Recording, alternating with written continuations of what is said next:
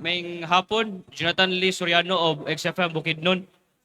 Unsang mga benepisyo ang lauman nga madalas sa Norman Ripe alang sa mga Valencianos o sa Valencia or sa tibuok Bukidnon? Okay. May hapon sa tanan. Ako dahil si Kagawad TJ Borbon. Ako po sa Barangay Poblasyon nga sa Economic Enterprise and Cooperatives.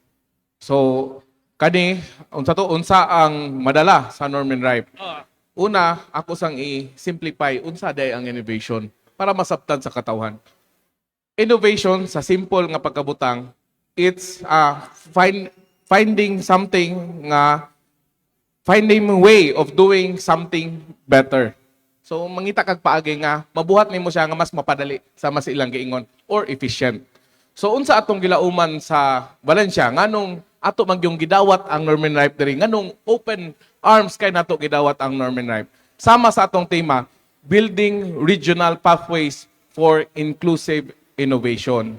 So makahatag ni siya og dalan para ang mga innovation ilabi na sa sektor sa agrikultura musulod sa Valencia. Na natay access na atong DepDev, na atong DSCT, na ang DOST. So tanan innovation sa regional maabot sa Valencia.